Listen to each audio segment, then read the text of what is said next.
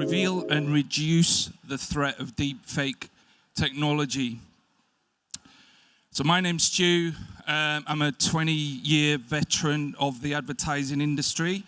I've worked at places like AKQA, TBWA, JWT, and at the moment I work for McCann. Some people tell me that I look like Alec Baldwin. This is cheap Photoshop work. It's not deep fake. Alex is the one on the left. So what is deep fake technology? Anyone who's seen Rogue One or Gollum or anything like that from recent CGI movie productions will know that at the moment using deep learning, we can take data points from someone else's face and put that face on someone else's face using a source file. This happened with Carrie Fisher. Quite unfortunately, more recently she died, and now there's this conversation with Disney possibly taking her image and using that into the next sort of couple of Star Wars films. It's also all over the web. If you've followed any of these stories, this particular one was Jordan Peele, a comedian and director who does a pretty mean Obama impression. He was essentially saying a few things that Obama would not say, and then that was being masked across into a version of Obama which was used from deep learning.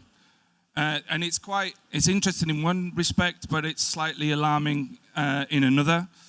The reason for that is that obviously, high production values and movie studios, that type of special effect, if you will, is very expensive to do. And certain people, like compositors, have to have a certain amount of years of training to be able to do it. At the moment, we're getting into like a paradigm of about 15, 20 years ago, when desktop publishing became available to everybody through things like Microsoft Office. So there are certain platforms and certain software that is coming out within image and within voice. A couple of the ones I want to mention on this one is Adobe Volkov. That's, again, a contentious issue. This software may not launch. It was meant to come out to help people who do podcasts, to kind of make them a bit more efficient so they can put their voice signature into the software, and then they can type words and then speak themselves. It would kind of be the Photoshop of voice, if you will. And the one on the left is Fake App. Fake App is the one that I'm going to talk about throughout this presentation. So it's about taking the face, the data from the face, and the voice signature of the voice. How does that actually work? Well, to put it in, it's a very kind of difficult thing to explain, but to put it in as much simple terms as possible, let's just talk about, for example, if you've ever done life drawing and you've sat in a life drawing class, and maybe the life drawing teacher is saying to you, if you're looking at inanimate objects or a person, they're saying to you, look at the curves of the shoulder, look at the hips, look at the eyes, look at how the curves of the chin moves. All of this is about encoding. That's your intelligence looking at that subject and studying it and taking it in. And that's the same thing as deep learning through neural networks. What happens is you've got a picture in your head of what that subject looks like, and then you're going to commit it to paper. So you're going to get your pencil out and start to sketch that subject. That is called decoding. So that essentially it's taking the source, understanding what it is, and then converting it into a new asset. So it's called generative adversarial networks, or GANs. Now this example I've mocked up. This is me saying this is a training preview, for instance, within Deepfake app or in any sort of deep learning program. It needs to have a lot of examples of the subject. So face from this angle, face from this angle, face from this angle. We need to get as much information as possible into that learning network. At the moment, with Deepfake app, you can actually take your source files, if you don't have somebody's likeness, you can take the source file straight from Google Images. So think about that. If you've got lots of pictures of you in the gym with inspirational messages in different positions, you are vulnerable. Your image is all over the web, and you can be searched upon, and you can be learned. So it gets to a point where, with Moore's law, and I'm not entirely sure if this is possible myself, but with Moore's law, at some point in the future, this thing's going to get close to real time. The examples that I've researched, it's about 8 hours of latency while the technology studies the subject before a small video clip can be produced. So we have to think about that. Some of the stuff I'm talking about today is not happening today. I just want to put it out there because it's in the pipeline. So this is NVIDIA. No, this is NVIDIA doing the launch of their platform in 2014. And everything that's in this slide, I've just explained in a completely different way. You can see that the study, that one neural network kind of does a scan, then the second one comes in, and then that learns from the first, and the third one learns from the second.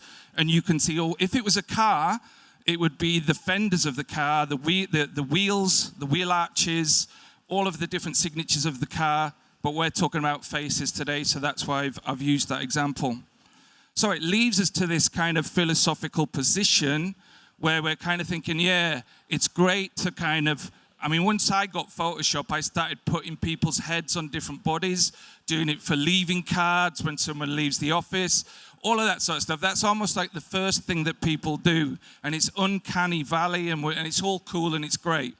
However, you can take the source file and you can find old footage which has been digitized from VHS tape, and you can start to affect something that's happened in the past. So this isn't just a technology about today and moving into the future. This is anything that's been committed to film that could be affected. So how are people currently using deepfake technology? Well, this is possibly some of the NVIDIA stuff. This is stuff that I quite like. It's interesting, turning a horse into a zebra, turning summer into winter. And if you can see, if you go and have a look online, in YouTube, there's some videos of them experimenting, taking, it's a freeway image in the States in daylight, and they turn it into a nighttime shot. It's not exactly perfect, but it's really interesting what they're doing. Taking a Monet and making it a photograph. All of this stuff's really creative and it's really honest. But that said, let's go back to swapping heads in Photoshop. Why are people using this at the moment? It's to take all their favorite TV and movie characters and people from history and swap their heads with cartoon characters and all that sort of stuff. There's a myriad of this stuff online, and yes, it's interesting. Sometimes, depending on how good the asset is, it can feel quite disturbing as well. There's a lot of memes. There's classic Nicolas Cage memes. This is Nicolas Cage in Raiders of the Lost Ark. You can see round about the nose and the cheeks that it's not an exact match. It's pretty damn close to being Harrison Ford, but this is where deep fake technology is at the moment. I'm not suggesting that they're crystal clear images that come out, and if you're only rendering for 8 hours or doing training for 8 hours, you can't expect to come back with Carrie Fisher in Rogue One. There's another meme, again, I'm not entirely sure whether this is photoshopped or whether this is real footage. I haven't seen it as footage, but I still think it's kind of funny. And this is the type of thing that people are doing. It's honest, it's good fun. However, it's not about the technology. Today's talk is not about me trying to say, deep fake technology is bad.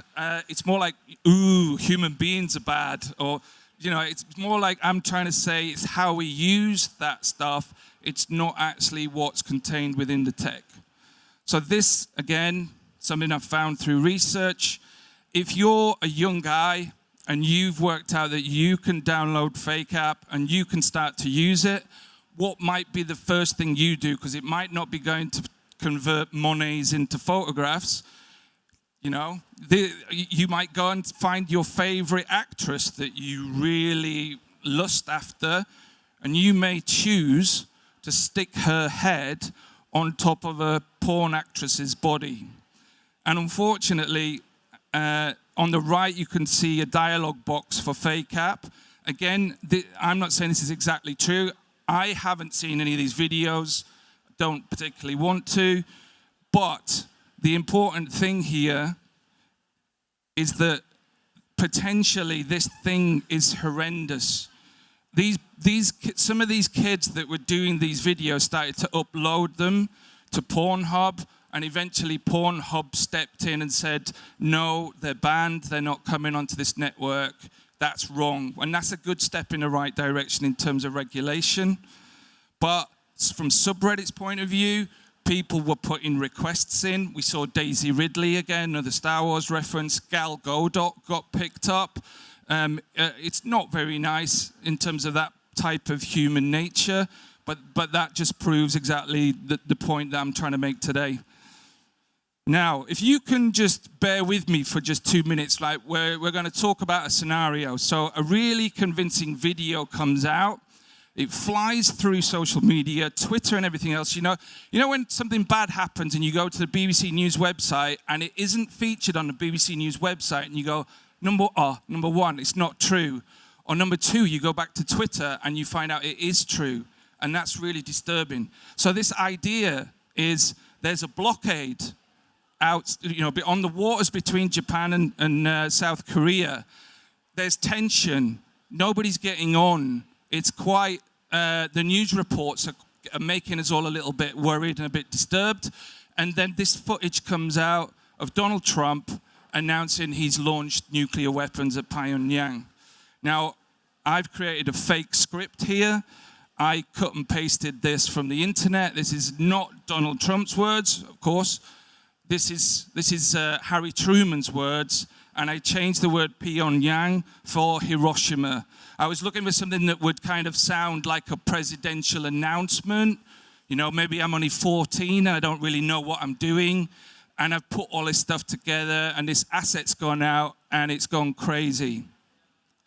And potentially, right?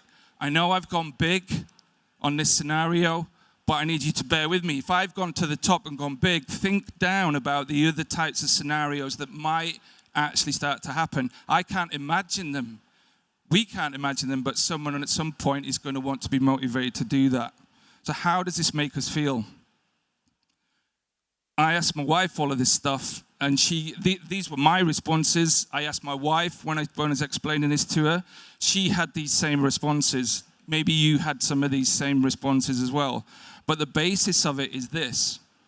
Nobody wants to feel like this. If this is the prospect of going forward, I don't want to go forward in this position. But where is the threat coming from? So was it this guy that you were thinking of when I was saying that, somebody made that Donald Trump video? Was it this guy? Or maybe it was this guy? Or maybe it was an ex-boyfriend? Or maybe it was this guy? Who were you thinking of when you thought somebody was doing this stuff? Maybe it was this kid. Maybe it was my son. Maybe it was your son. Maybe it was your daughter. We have to be very, very careful about the stuff that is available to us now with a low barrier to entry, such as fake app actually is. So there's bad stuff, right? At the bottom of this looking glass, there's bad stuff potentially if we're not careful with this technology. So why do people choose to use this? So I put myself into the shoes of one of these people. 15 years ago, after 2002 World Cup, I tried to start a business. I got a coder friend. We made a website. I tried to promote it. It was called World Cup Wish. The proposition was play where they played, stay where they stayed. We got in Nuts magazine. We got website of the week. I didn't even have a business plan. We didn't even have a clue what the hell we were doing. It then got in the Daily Mirror. And then eventually someone got in touch from Norway wanting to actually book flights for Norwegians to start actually taking this off. all of this was because I'd put into the website this image. And I made this image because I love football, I love England. I kind of have a bit of a man crush on Beckham as well. And at the time, he was the captain. He was running up to the 2006 World Cup. I wanted us to win. I did it for lots of honest, decent reasons. But the basis of it is I wanted some PR. I wanted to borrow his image. I wanted people to notice World Cup Wish. As I say, it was a naive, immature thing that I did. I didn't get pulled up for IP or for copyright. I probably should have done. We took the website down when it got too crazy, and it never went ahead. But that's just my example. Is like, not every time someone chooses to make a deep fake, they have bad intentions at their heart. So if this Moore's law continues, we're going to get to real-time distortion on an individual basis. We've already got that with Snapchat filters. And here's the sort of 7 deadly sins of deepfake, if you want to call it that.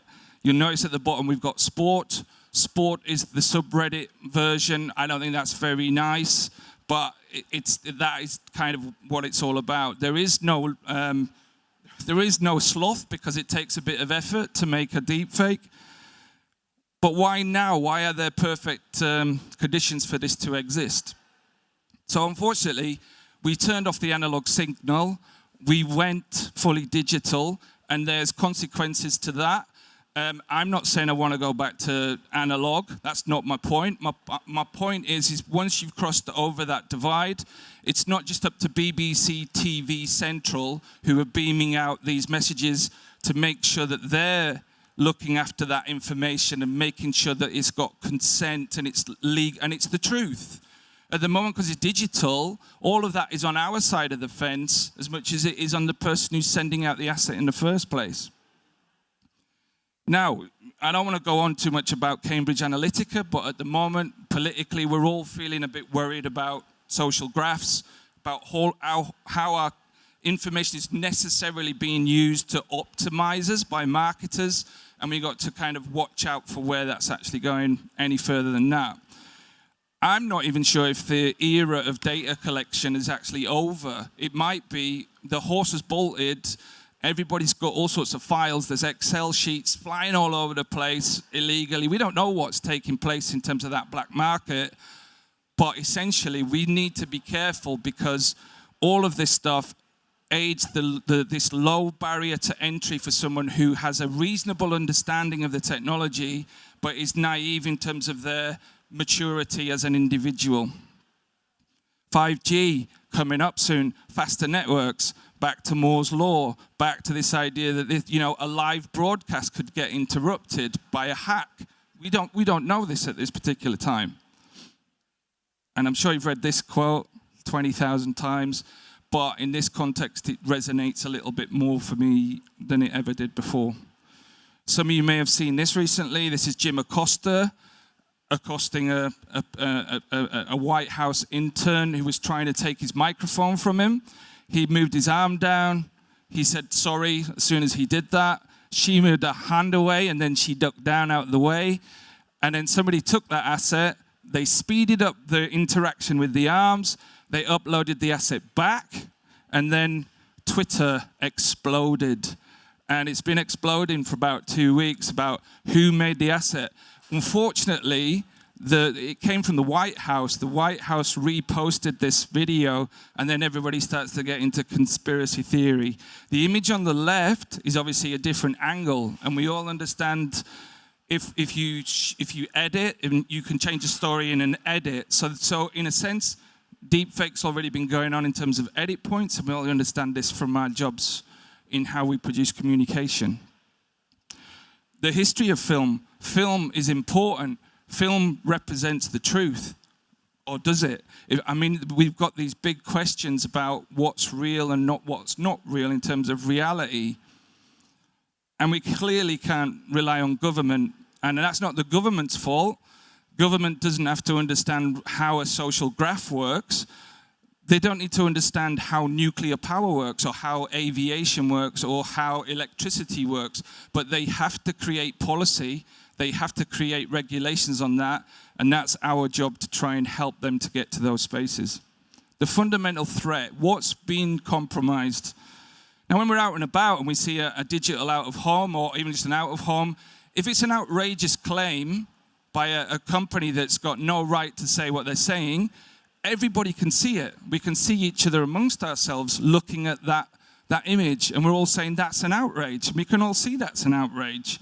And so it gets taken down. We've policed it through crowdsourcing, and it shouldn't have happened in the first place. It doesn't even need the ASA to jump in. It's wrong. But this is the scariest thing, and I worry about this with my children. I've got a girl and a boy. They both sit on iPads. This is the thing. If we're talking about micro-targeting through AI, who's to say that you can't get caught up in some kind of cross-stream and you see something that you weren't supposed to see? And this is the thing where if these tools become the manipulation of the Facebook systems that happened with the Cambridge Analytica thing, they're trying to make themselves secure, but how do we know within all platforms or in the way that the open web works that this sort of stuff can't start to happen? And if you've seen The Truman Show, you know exactly what I'm talking about. What is reality? Where is the edges of reality in your own understanding of the world? I got friends who are back home up north from where I grew up. They're painters and decorators. They're carpet fitters, ceiling fitters, things like that. They're at Facebook stage 3 years ago where I was. And when I watched them using Facebook, and I still think Facebook is great. I'm not here to chastise Facebook. It's fantastic. It just needs this regulation, needs this rigor putting through it. But when I watch them, I worry because it's like that analog signal being turned off. They're not aware of what's in front of them, what is influencing them. So, democracy, a great idea, a brilliant idea, but it's an ancient idea. And it's analog. And this is another thing that makes my toes curl up as well, is that analog can't move as fast as digital. So can democracy keep up with Moore's law? Society needs 3 things to work properly, or else it's over. And this is what we need to do. We need to somehow fight back a little bit and try to reclaim things a bit and get some regulation in. So why tell the truth? Everybody lies. Why do we lie? How do you dismantle a lie? Well, so in analog terms, it's been going on for ages where you make a retraction 7 days later. That's not cool. It's not cool for the person who was outed or whatever the story is about. It's not cool that it takes 7 days for that to be corrected. A lie gets halfway around the world before the truth has a chance to get its pants on. I haven't doctored that. It is off the internet, and I'm sure it is true as a quote. So the law, what does the law say? Well, the law says we've got to have the best available version of the truth. If you've seen The Staircase on Netflix recently, this lawyer is talking about the closest approximation of the truth. He's not even going for the bullseye. This doesn't mean that this guy's a bad guy, and I'm not saying he's a bad guy. Very intelligent, clever guy, and very empathetic at the same time. But he's not going for the bullseye. He's going round the outsides of the bullseye because the closest approximation of the truth is what's important to get his client off. And we need to understand that about the law, because our reality changes when the law changes. Honesty is a state, not a trait. Honesty is something we do together. What's going to happen to us now? We can't rely on video anymore. We can't rely on privacy. Where's the fight back going to come from? Well, if we put blockchain into Facebook or into any film media, we can then verify in an instant with a toggle, is that video true? And the person who makes the film could put a biomarker on it, and that makes it even more secure. I believe, I don't fully understand, but I understand through friends who work at Facebook that possibly Mark Zuckerberg is actioning blockchain to try to create something along the lines. I mock this up in Photoshops, and it's terrible UX. I apologize for that as well. Oh, by the way, I'm not suggesting Sim and Tech do that job. I'm just saying someone independent of the platforms should do that job. But you know, we have to be careful who that company is. This could be a massive growth in terms of industry moving forward. That's just something else that's a growth part of this talk. I think people who download fake apps should have to have a test. I know this is idealistic and difficult to implement, but at the same time, you know, why not try to do it? I know there's pirating of software, but it might be a good thing. Content ID on YouTube is working. The AI is working on that. I've had experiences where I've had videos that have been rejected, mood films that I've tried to do for pitches, and I'm always amazed that that's working now, today, so well. Why can't everyone else be doing it as well as YouTube are doing it? What can we do personally? Check your sources. Watch videos carefully for that stuff I mentioned on Nick Cage's face. Train your perception of people, micro-expressions. Watch body language videos. And also, if you can do me a favor and pass this message on to the people that you know. Also, look at Tim Berners-Lee, what he's trying to do in terms of the platforms to switch that upside down. Inrupt.com, have a look. What are the use case scenarios? So, yeah, here's Alec Baldwin putting his own face onto Jon Snow in his favorite Games of Thrones episode. Imagine if you could put your own imagery from you and your family into a platform that's safe, and then when you watch the favorite shows you want to watch, you and your family are actually in that film. That's interesting. That's a decent, safe entertainment use case of deepfake technology. How about a deep learning talent agency that gives you infinite Morgan Freeman, but not just Morgan Freeman. Any actor who signs up for this, their likeness goes in, their voice goes in, they license that through that agency, and then brands who can't afford that actor or actress, they can use them effectively. What about bringing actors back from the dead? This could be from about 20 years from now. And dubbing is gone. Dubbing is, this is the perfect use case for deepfake. There's no need for it to even exist anymore, dubbing as a thing. And this is my favorite, and I haven't been able to mock up anything because it's such early stages. Walking in someone else's shoes allows you to understand their life. And whether you want to try out male to female, female to male, different classes, if you want to feel what it's like to be a migrant, any of these things, particularly if you've got, let's say, a mental illness, or you're not feeling very well, you're feeling depressed, but you can't bring yourself, because maybe you're like a burly bloke who's kind of said to himself, boys don't cry his entire life, but his partner's saying to him, you need help, get some help, and he's going, I can't go to see a counselor, I'm too embarrassed, I can't do it. In telepresence, you can create the person that you want to be, and in that service, that counselor would understand the dynamic that this is not you that they're speaking to, but you need to use that to hide behind, to access the services of that counselor. And to me, empathy mapping and emotional rehearsals, I mean, I tried to do an emotional rehearsal on the Trump version, you know, with a nuclear bomb. I'm trying to make you feel what it feels like in a safe environment. That's what empathy mapping is. Reading is the antidote. Reading, his therapist has suggested, had likely been his first drug. These are the books I've read to research this. And these are the content sources that I want to say thank you to that also helped to build this presentation. If you want to keep this conversation going with me, I've got a platform that's called Fake Light. There's articles you can read. There's an Instagram feed you can follow. It'd be great to get in touch and take this conversation further. And you can download this presentation if you want to from SlideShare. Thank you very much.